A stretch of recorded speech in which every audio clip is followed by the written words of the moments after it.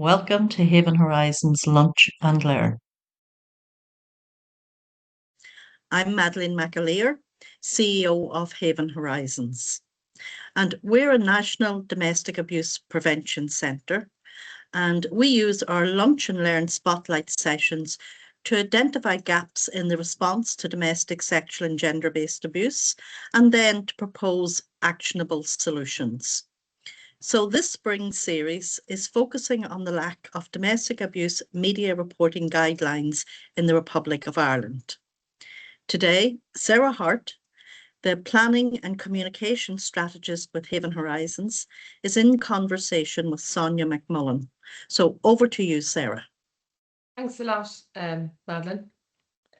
Sonya McMullan is the Regional Services Manager for Women's Aid Federation Northern Ireland, and she's worked for Women's Aid in different roles since 1999. Sonya has a background in law and a keen interest in legal issues in relation to domestic and sexual abuse, and has completed several pieces of key research in this area. She played a key role in producing and launching the Responsible Reporting Matters Guidelines in Northern Ireland. She's also spoken about the profound influence that journalists and media professionals hold in, quote, shaping public perception, influencing social attitudes, and ultimately driving change in Northern Ireland. She's contributed to several academic books, including Sexual Violence on Trial, Local and Comparative Perspectives, and Criminalising Coercive Control. Also, Challenges for the Implementation of Northern Ireland's Domestic Abuse Offence. She has also worked closely on the new domestic abuse offence and subsequent new legislation in the areas of domestic and sexual abuse on a policy level. Sonya sits in the European Women's Lobby Observatory as UK representative and is the Northern Ireland delegate for WAVE, Women Against Violence Europe.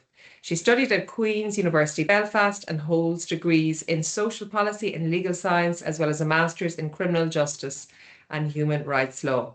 Sonya, you're a busy person.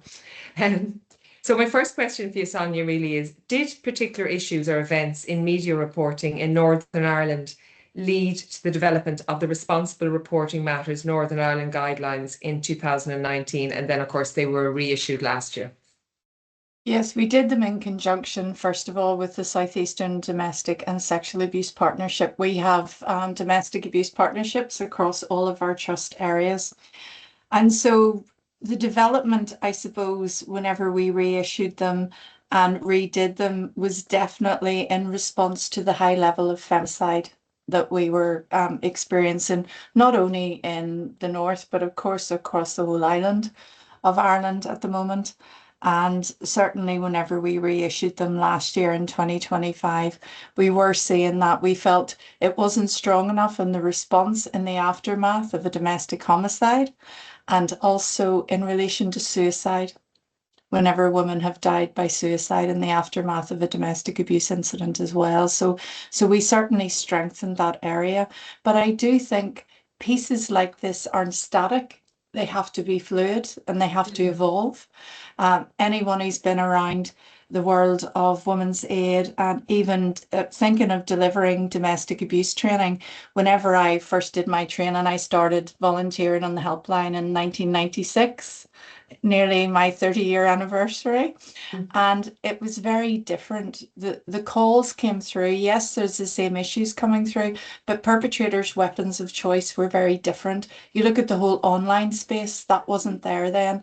That controlling the GPS, the tracking devices, all of those kind of things weren't there then. So we have to adapt and be fluid. And I would say it will need updated in a few years again. Like anything, it can't remain static, but definitely I would say the increase in the femicides, the reporting of them, and the challenges that presented, the triggering effects that bad reporting has for women coming through our services as well, and all of those were definitely a factor.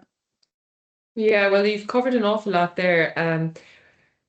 I think the technological piece is interesting, as you said, and as you said, the guidelines have to be fluid and evolve. And I mean, technology is evolving all the time, and that kind of digital abuse, it's hard to keep up with the amount of tools that perpetrators have at their disposal now. Initially there you mentioned, and I didn't quite catch it, so in terms of who you partnered with when you were developing the guidelines, you mentioned the Southeastern, what was the rest of that? The Southeastern? So it's a domestic and sexual abuse partnership. So in every trust area, we have 5 local health and social care trusts across Northern Ireland, and every trust has a domestic abuse partnership.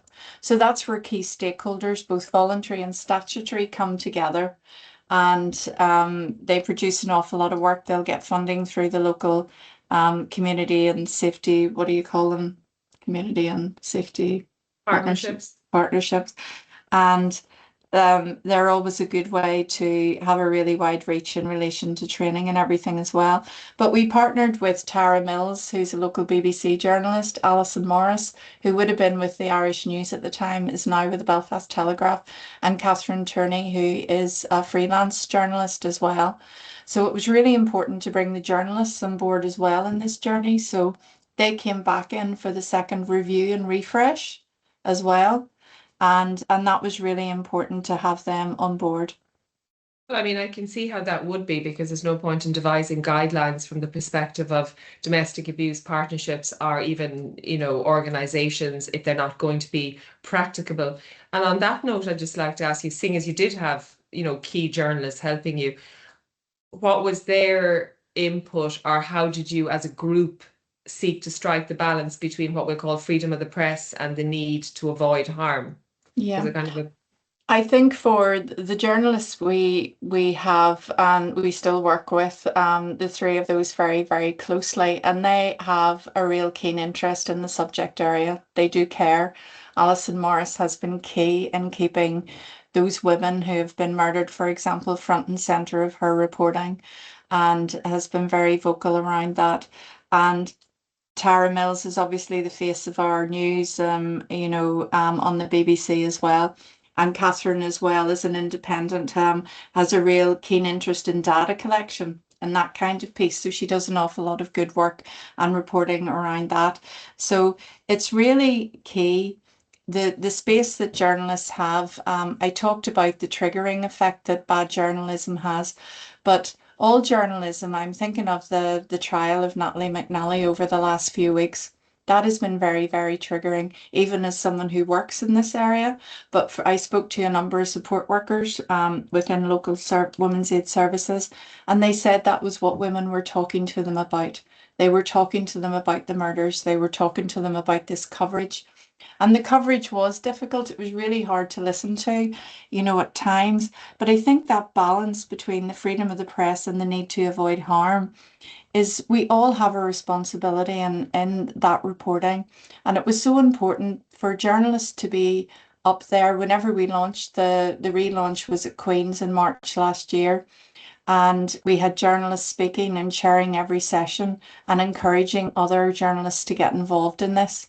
And talking about being trauma informed and victim focused, and there's such a huge amount involved within the guidance, and a lot of that is whenever journalists would call and they're looking for, oh, we're doing a piece at 5 o'clock this evening, have you got a woman that can come on and talk? And well, no, sorry, we don't.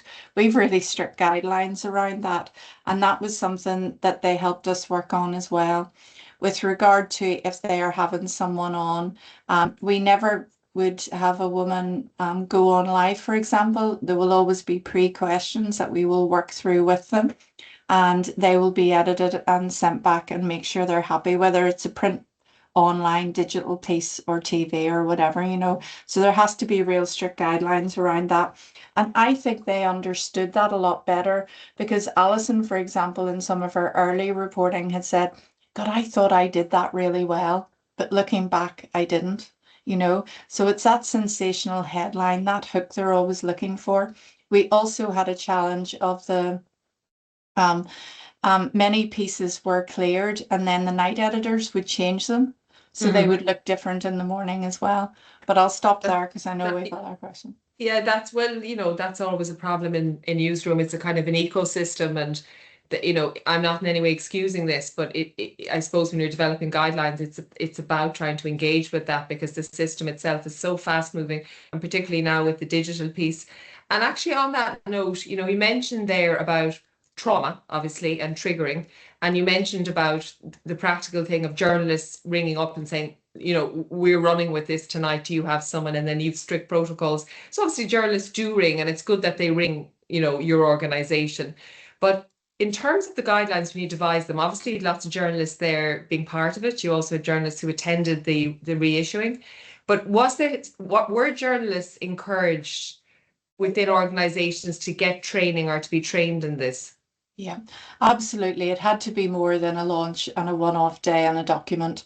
We have the document, the actual guidance, but then we have a one page that they requested, similar to the guidance that there are now around suicide, for example. And it's one page that's just up on the newsroom and really, you know, succinct points.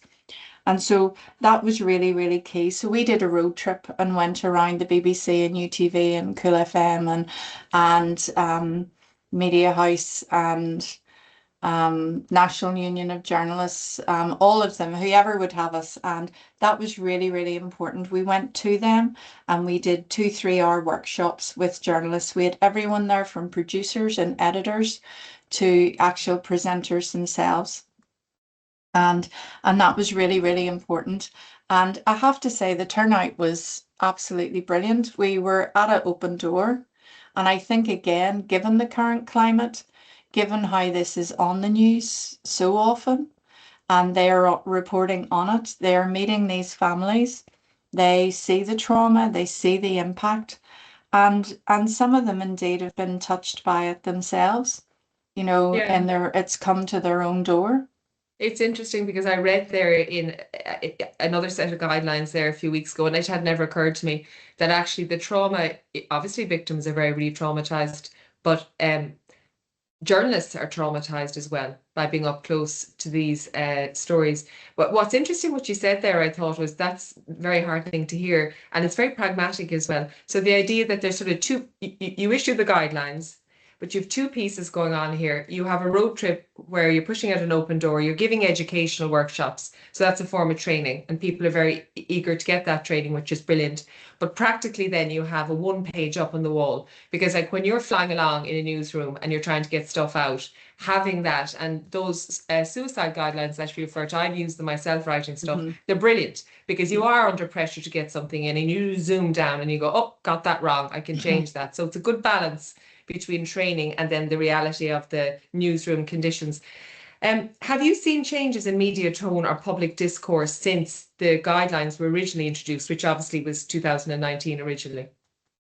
I think we've seen more change over the last year from the relaunch in 2025, most definitely. I think we have a very good relationship with our local journalists, which we nurture, we value. Whenever we need them, it means that we can, you know, lift the phone and they will be receptive to that as well.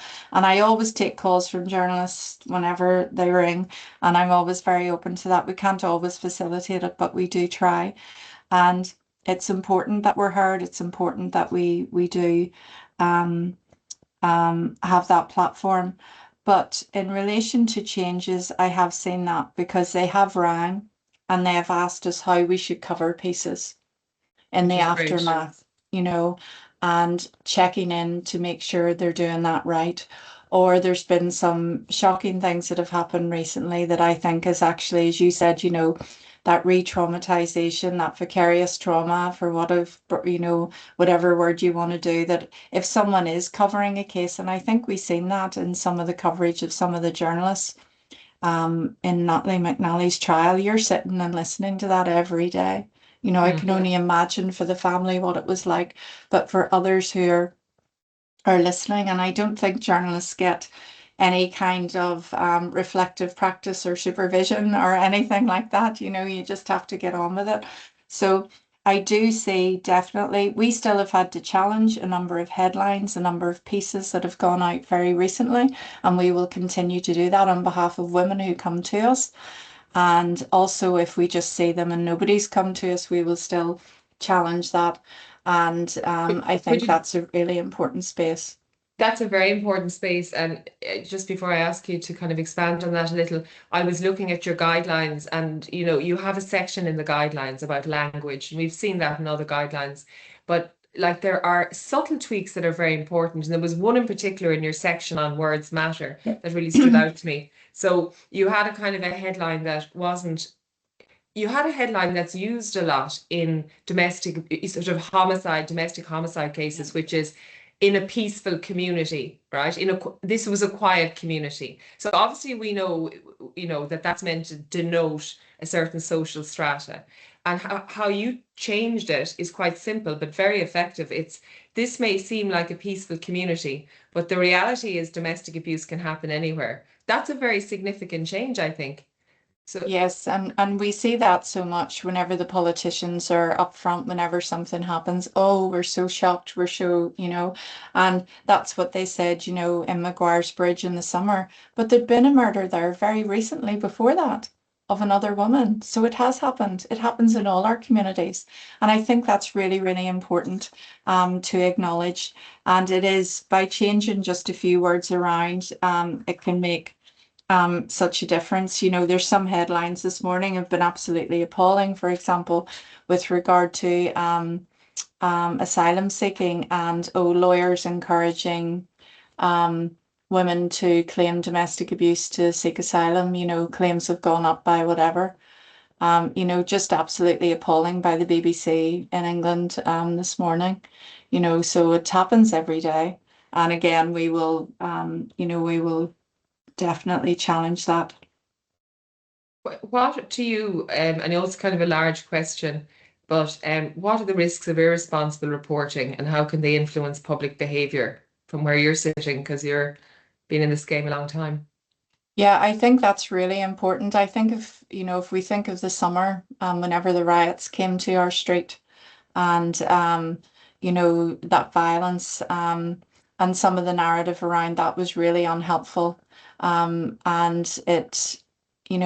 it actually caused more people to go onto the streets and to riot because of the narrative around immigration and the false narrative that was being played out, around that.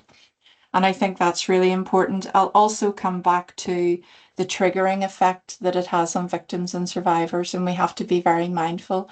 Media has such a powerful role to play in encouraging people to come forward and looking at the good news stories, the hope as well. You want people to come forward. You want people to report. You want people to come forward to Women's Aid for support. And that's the power that media has. That's why at the end of every article, they need to have that support is available. And it can't always be that negative kind of piece as well. We need to be pushing out that people can see if they see themselves in, because we know people really respond whenever they hear a victim survivor speaking. And we know that from our own survivor engagement group that we have, they really respond so well.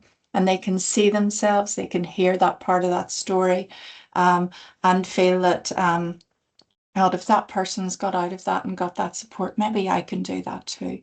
And so it's really important to give the correct information, but also to be encouraging people to come forward for help and support. That's a very, very important point. And we had Professor Susan Leahy last week, who's worked on some guidelines. She's an academic in Limerick, and she made that point. And, as someone who's done a bit of journalism or who writes in the area, I definitely hadn't really directly thought about the point you and she have made. So it's not that you're not going to describe what happened, you are, but you have to balance that and bear in mind that you want to be reasonably positive about the structures out there so that survivors won't be discouraged. So that's a very important point. Now I have loads more questions for you, but I'm going to hand you over to Madeline, our CEO, because we want to have a Q&A. Thank you very much, Sonya. Thank you. Thanks, Sarah and Sonya. That's really interesting there. And as Sarah mentioned, Susan McKay is our press ombudsperson.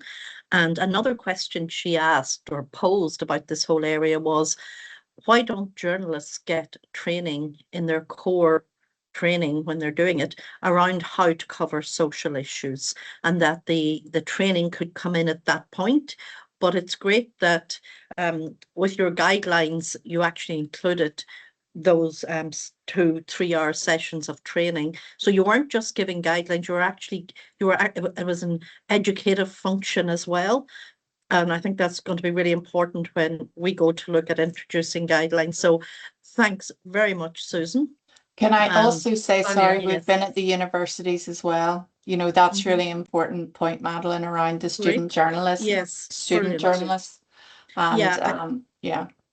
I think that would really help young students to think about it as they go Mhm. through their career. So that's fantastic and really useful for us to think about that as well. So before we go to the questions and answers, just want to say that next week we're really fortunate to have Jane Gilmore. Many of you will probably know her. She's from Australia, and she's a writer, a speaker, she's a journalist. But what most of us probably, how we came to know her, was that she is the founder of the Fixed It project, where she fixes the headlines around the area of domestic, sexual and gender-based abuse. And she's written a book about it, which is one of the books that we have donated to libraries across Ireland. And the book's called Fixed It. And I was saying last week, she has a fantastic TED Talk on this whole area of the impact of journalists covering this issue and the impact of the headlines and how they really make the perpetrator invisible often. So definitely it would be one worth watching. And as I said at the beginning, all of the Haven Horizons online events, including these lunch and learn sessions, are available on our YouTube channel at Haven Horizons.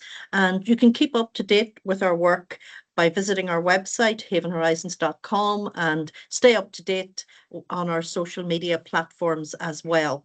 And we're very fortunate that the Lunch and Learn is sponsored by our Shared Island project and kindly supported by the Shared Island Civic Society Fund from the Department of Foreign Affairs and Trade. And our partner here on that project, Noelle Collins, who's a colleague with Sonia, is here on the Lunch and Learn today with us as well. So they just like us to say the little legal bit, the disclaimer, that the ideas, opinions and comments in these events are entirely the responsibility of the presenters. So thank you very much, Sonia. And I'll open now the questions and answers. Thank you for watching.